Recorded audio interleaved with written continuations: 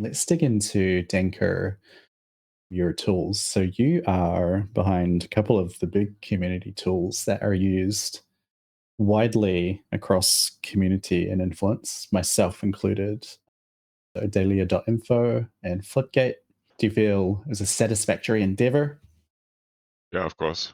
So I generally just build what I want for myself most of the time. So the motivation there is mostly, hey, I kinda I need this and no one built it yet, so I'm gonna build it. A Floodgate is somewhat of an exception because this wasn't my idea originally. Uh, but for Adalia.info that kind of holds true. So like the tools are released over the past weeks, and so we're always at this uh, kind of correspond a bit to my own gameplay journey. Because there was a time where I didn't have that many shipyards, and I was like, okay, I need shipyards, people leasing shipyards out. How do I find those? So clicking through the shipyards in Watertown and checking if they have like public or prepaid policies kind of became annoying. So now you can go to that here, now you can go here and then just say, hey, give me shipyards on AP, and then you see what you get, right? So that's what I just built generally for just for myself, so I can see, hey, there's the shipyard. It costs this much sway to use, so I can just put out more modules. Yeah. And yeah, other tools also, like the lightest thing with the asteroid things was because I just wanted to check when I can get to my asteroids, and I didn't do that before because didn't I couldn't get there anyway. Also, I was already slightly annoyed at the start when you have to like fast forward the planner all the time, right? But Or click on a tiny pixel.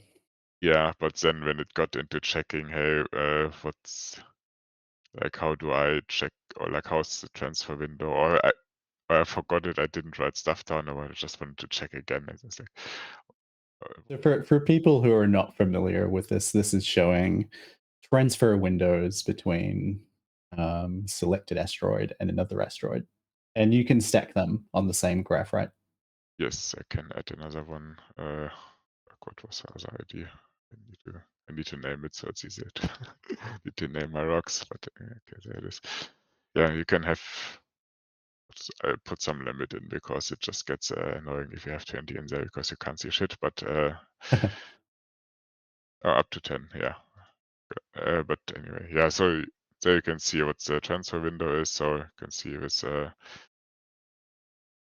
CIS rock is the green bar. So this was the current. So yesterday it was slightly better, but this is like a decently good window with 0.4 AU. And as I said, there's another window on October 8th, which is where I'm planning to send my light transports back. And then, yeah, doesn't look too great.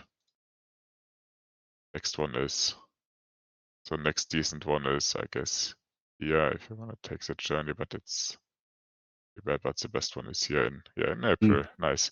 And yeah, the other one is a bit better. So there's still like there's a very good one in December, for example. Just this makes it just much easier to plan, right? I mean, obviously you don't have to look 3 years ahead, but even just like 1 year is already pretty helpful.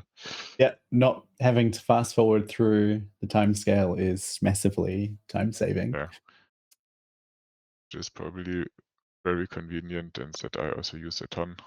Uh, the process finder thing, so which is also neatly integrated here. So if you go on a warehouse, you can, if you have the browser extension from the DRM, of course, you can click here and then it opens like this screen where it tells you, hey, in Sure. this warehouse you can make those things.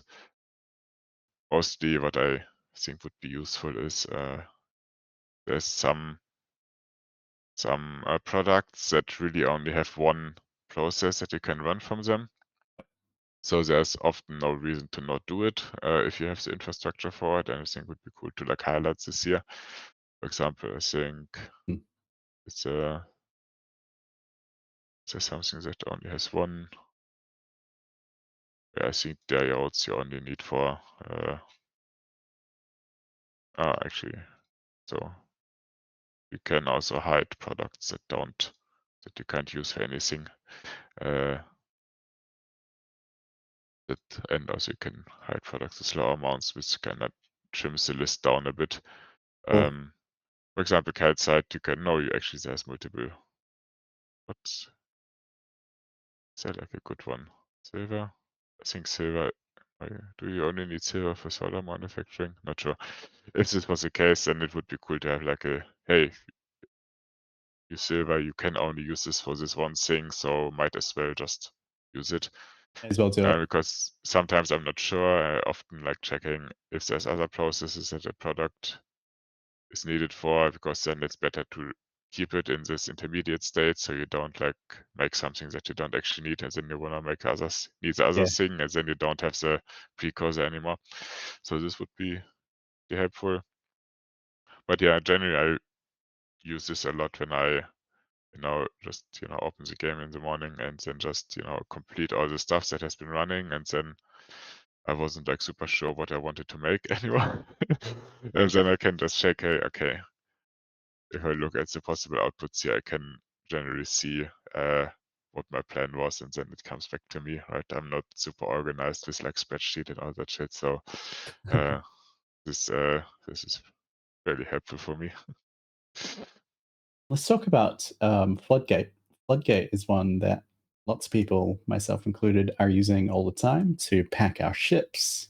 For those who are not familiar with the tool, yeah, do you want to give us a very quick overview of what it does? Yeah, so the original idea was to just stuff more fuel in ship tanks, because some crews let you do that. If you have like a very good, Harvard specialist or citizen crew, then you can, I think the max is like 26%. So instead of only 4 kilotons of fuel, you can, I don't know, it's probably then around 5 kilotons in, which can help you actually get somewhere. Mm. So this was the first thing. So, and what and how this works is people can register their crew, uh, which essentially delegates the crew to a smart contract, and then this smart contract kind of plays with this crew. So the original owner can't play with the crew anymore, only the smart contract can now play with this crew, and then this smart contract can basically use the crew to do goods transfers, for example. So, in layman's terms, you can pack your ship with more stuff than you would have been able to otherwise. Yeah. Yeah, there's some really fun technical stuff going on there with stuff with multi-calls and stuff, but yeah, probably don't have to get into that.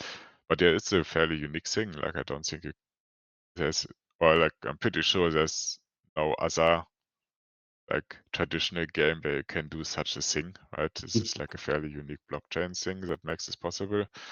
Obviously, the game has to support this whole well, the delegation thing makes it easier because the smart contract never owns your crew. So this makes it a bit safer. You could also like transfer the crew to the smart contract if the game would only recognize players by who owns this thing. But then it's like people might be more reluctant to do this because they kind of give up control and have to trust that the smart contract doesn't steal their crew. With delegations, that's actually not possible to steal the crew because you still own the NFT and you can revoke the delegation anytime, even outside Floodgate. You can just go to the asset portal and then do it there. So I guess given that anyone can register a crew, the long game with this is we have a flourishing influence game, and many players are delegating crews to influence for across many different rocks. Yeah. So no reason why on your own rock, for instance, if you've got a decent logistics crew, you could be delegating that crew to Floodgate. And when people come to your rock, they can pack more efficiently than they would have otherwise, unless they'd bought some super logistics crew themselves, which Yeah. they likely wouldn't. Yeah. So we have one on, or we have two on AP. Like so, yeah. So this is then the best one. So it's 26%. Uh, and on this one on 104, it doesn't show it because there's only one. Maybe this isn't that good because it doesn't tell you the bonuses. Anyway, so there's one crew there as well. But yeah, the idea is generally you can have the more rocks are getting built out, people might register more crews there. If you look at Adalia Prime, for instance, where can you click on it?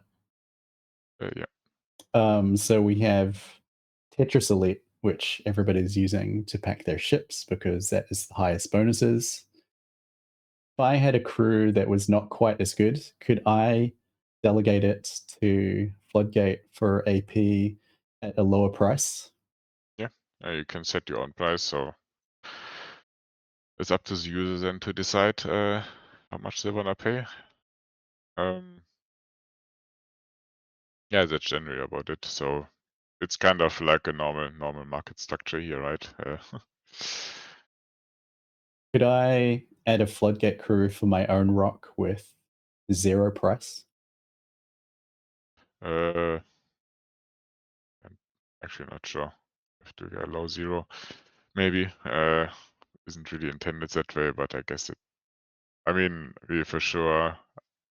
Well, you can do one sway and then it also doesn't matter. But yeah, I don't think we enforce a minimum price.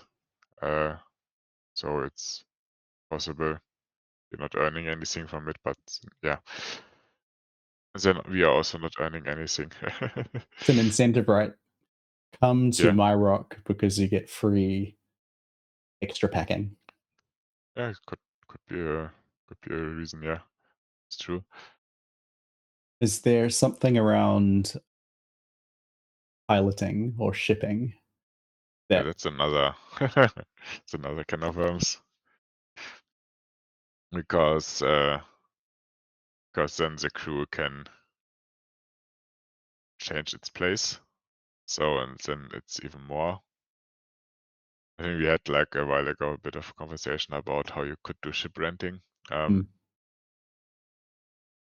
which is possible. I don't remember exact details, but you would have to have some restrictions or only allow certain routes so no one flies like your ship or your pilot crew to like middle of nowhere and then stuck mm, there or something like this. So yeah, I want to extend the distances tool a bit mm, with so there's been some requests to make it a bit to use it to make it easier to find who is currently nearby because there's currently no way to do this in game other than having a bunch of rocks favorited and then checking the map basically what red dots are close to you.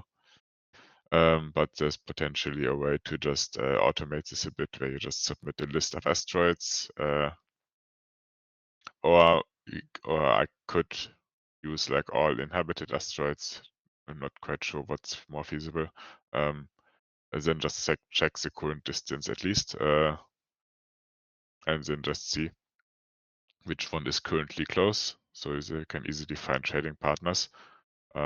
It's a bit complicated because there's 250,000 asteroids, and calculating this all is this is the reason it's a bit complicated or not complicated, but like computationally intensive.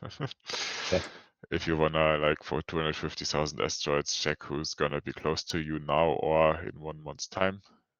So this is not really feasible, but if you have like a smaller sets of asteroids, because currently you can restrict it to asteroids that are currently settled, right? You don't need to check all of them. Okay. Um, and if you have that, then I'm not quite sure if it would be feasible to just hey, tell me which asteroids are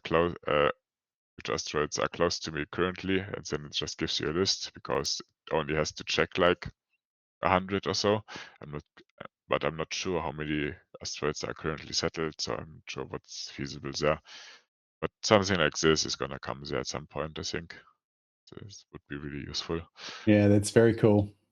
That would save talking to people in Discord. Yeah, not all people are gonna have like a list of settled asteroids handy like we have in first. So we have like somewhat of a workaround, but not all people do. So Okay. Denker, thank you so much for sharing your tools and your outlook on the game. Appreciate your time. Let's get together again after the next game release because I'm sure we'll have a lot more to talk about once there's more content. right, thanks for inviting me.